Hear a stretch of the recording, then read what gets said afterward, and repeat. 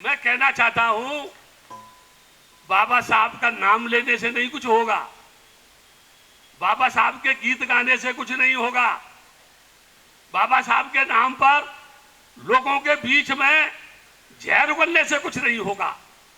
Doctor Ambedkar के दर्शन को लेकर के खुद आगे चलना पड़ेगा। एक बुद्ध, सारी दुनिया उसके पदचिन्हों पर चलती है।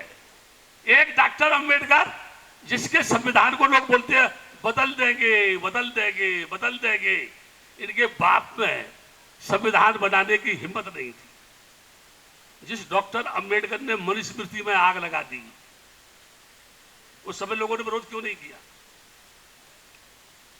अभी आरएसएस के लोग बोल रहे हैं जातिवाद खत्म होना चाहिए।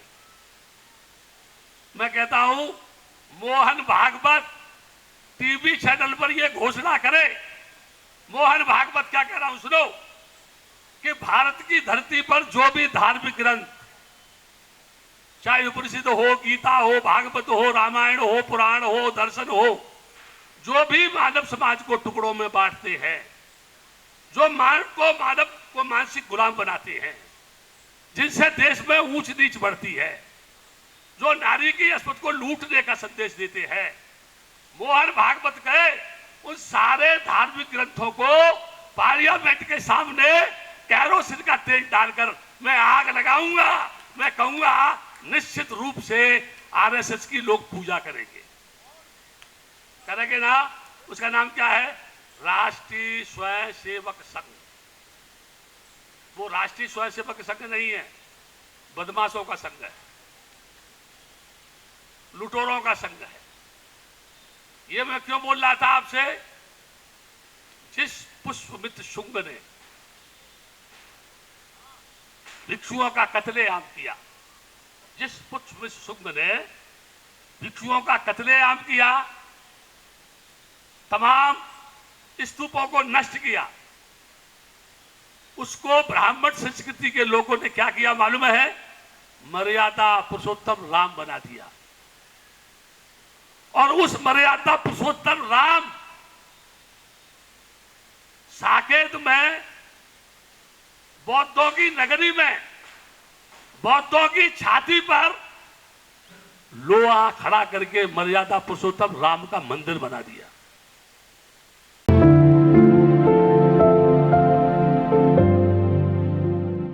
डॉक्टर अंबेडकर ने कभी युद्ध करने के लिए बोला? केवल कलम चलाई कलम। हम कलम के महत्व को नहीं समझ पाए। बुद्ध के आके आंदोलन में रह करके मैंने बहुत सारा अनुभव किया, आज भी अनुभव कर रहा हूं, मैं सीख रहा हूं, मैं घूमता हूं लोगों के बीच में, सीखता हूं मैं। और एक बात सीखता हूं मैं, शिक्षा के लिए जितने साधन उपलब्ध कराएंगे, आपके बच्चे वेल एजुकेटेड नहीं हो पाएंगे। उसमें सुविधा की आवश्यकता नहीं है, उसमें पढ़ने की आवश्यकता है। आरक्षण खत्म कर दो। अगर तुम इंटेलिजेंट हो, तुम पढ़े लिखे हो, तुम में बुद्धि है, तुम में दिमाग है, डॉक्टर अंबेडकर की फिलॉसफी को तुमने जान लिया है, बुद्ध के ज्ञान को तुमने समझ लिया है, तुम अकेले ही इस पूरे देश को हिला सकते हो। तुम्हारे अंदर वो पावर है, लेकिन तुम अपने आप को मानसिक गुलाम समझ बैठे हो। दुनिया का वो मालिक है, वो मेरे जीवन का कल्याण करेगा। अरे तुमसे ज्यादा मूर्ख कौन होगा? ऊपर हाथ उठा के कह रहे हैं वो मालिक है। जिसने तुमको पैदा किया उसको भगवान मानने को तैयार नहीं है। जिसने तुमको पैदा किया उसको भगवान मानने को तैयार नहीं है। जिसको देखा नहीं है उसके सामने नाक रगड़ रहा है। अरे तू गधा नहीं तो क्या है? अभी मैं वर्तमान देश के प्रधानमंत्री से अपील कर रहा हूं, आपके सभी चैनलों के माध्यम से, ये देश के न्यायप्रिय प्रधानमंत्री, ये इस देश के सबका साथ, सबका विकास, सबका विश्वास लेकर के बात करने वाला प्रधानमंत्री, दुनिया में जाकर के ये कहने वाला प्रधानमंत्री कि मैं बुद्ध की धरती से आया हूं, तूने तेरी सत्ता के मद में तेरे मंत्रियों ने, संतरियों ने, शंकराचार्यों ने साकेत में मर्यादा पुरुषोत्तम राम के मंदिर को बौद्धों की छाती पे खड़ा कर दिया, ये कह करके कि राम विष्णु के अवतार थे। बोलो no talk please, no talk. वो जो है उसको मंदिर खड़ा कर दिया, किस आधार पर? राम विष्णु के अवतार थे।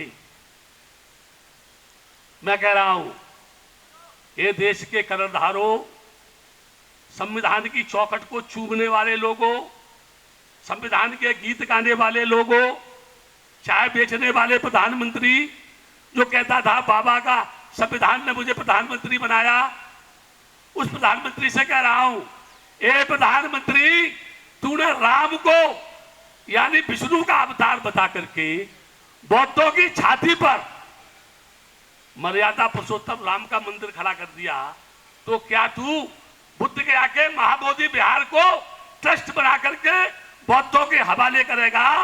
क्योंकि तुम उसको भी तो, बुद्ध को भी तो विष्णु का अवतार बताते हो।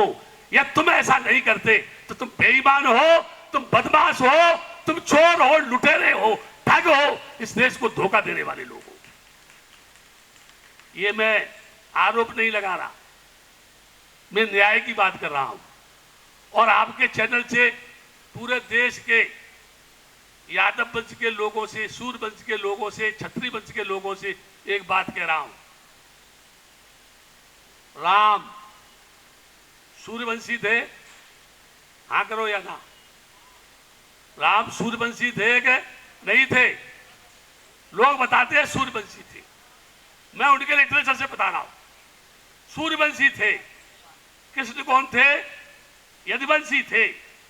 क्या पूरे देश में कहीं भी कोई भी बेटा किसी का राम बनाया जाता है तो किसी सूर्यवंशी लड़के को राम बनाया जाता है क्या? क्या इस देश में किसी कृष्ण को, यदुवंशी लड़के को कृष्ण बनाया जाता है? तो इन बदमाशों से पूछो, वो पैदा हमारे खानदान में हुआ तो ब्राह्मण राम कैसे बनेगा, ब्राह्मण कृष्ण कैसे बनेगा?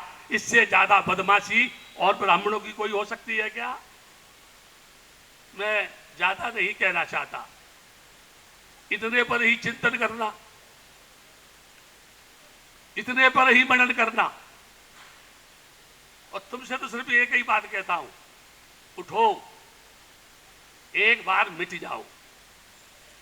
अस्पत लुटे, उससे तो पहले एक बार मिट जाओ और मिट जा करके लोगों को एहसास कराओ कि बाबा साहब के किसी भी बेटी को छेड़ा तो नरचंडी बढ़ करके कितना नरसंहार कर सकती है। छेड़ना तो छोड़ो, देखने से ही लोग घबराएंगे। तुमको अपने आप को समझना पड़ेगा, आपका कल्याण हो। आप चिंतन करें, मनन करें, रात भर मुझे गालियां दें, फिर भी मैं आपको आशीर्वाद दूंगा। एक धेला दान मत करो, हर कदम पे गाली दो, लेकिन भद्दे लोगों को दान करो। इस आशीर्वाद के साथ आपसे निवेदन करूंगा कि आपका मंगल हो, आप सुखी रहे। जटवाड़ा में दूसरी बार आया, पहले मैं सीलवंश के समय आया था। आप सभी का मंगल हो, सुखी हो। भवत सब मंगलं रक्षन्तु सब देवता, सब बुद्धान भावे, धम्मान भावे, संज्ञान भावे, सदा सोती भवन्ते।